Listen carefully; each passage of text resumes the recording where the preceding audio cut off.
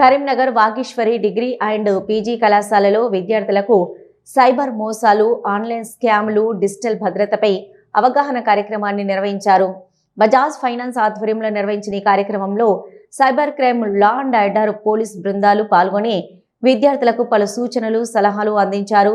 Cyber నేరాలకు సంబంధించిన వాస్తవ ఘటనలు, కేస్ స్టడీలు, ప్రాక్టికల్ ఉదాహరణలను విద్యార్థులకు వివరించారు.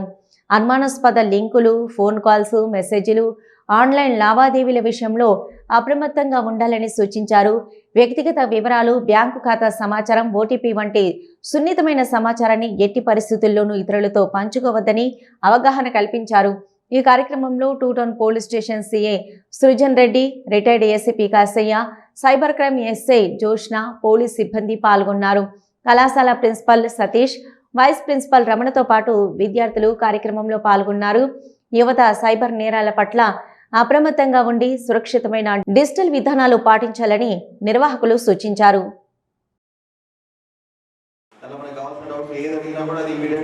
దాన్ని మనం మంచికి వాడుకోవచ్చు.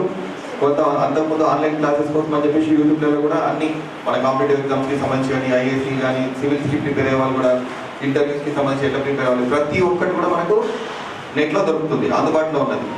అట్లా దాన్ని యూజ్ చేసే వాళ్ళకి అది ఉపయోగమే. కానీ దానివల్ల నష్టాలు ఎట్లా ఉన్నాయి?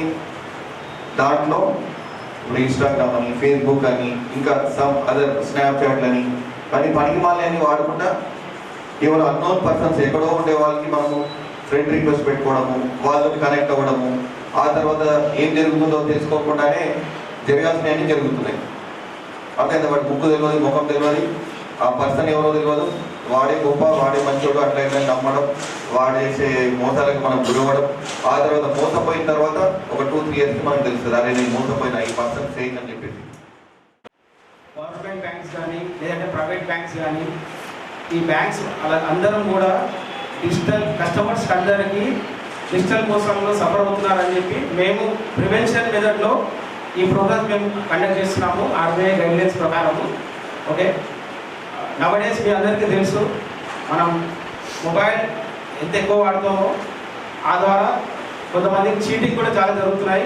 ఎస్పెషల్లీ మాకు చాలా కంప్లైంట్స్ వస్తుంటాయి, సార్ మేము అన్నెసరీ ఓటీపీ చెప్పాము, మా లోన్ బుక్ అయింది, మాకు ఎలాంటి ప్రమేయం లేకుండా కూడా మా లోన్ అనేది బుక్ అయిందని చెప్పి మా దగ్గర కంప్లైంట్ తీసుకొస్తుంటారు. అలాంటి సిచ్యువేషన్స్లో మేము మా కంపెనీ ఏం నిర్ణయించిందంటే మీ అందరికీ ఒక అవేర్నెస్ ప్రోగ్రామ్ మేము ఇవ్వాలి, అన్నెసరీ మీరు బాధితులు కావద్దు అని చెప్పి ఈ అవేర్నెస్ ప్రోగ్రామ్ కూడా కండక్ట్ చేస్తున్నాము. మా బ్యాంక్ రెగ్యులేషన్ ప్రకారం మీరు ఎవరైనా సరే అంటే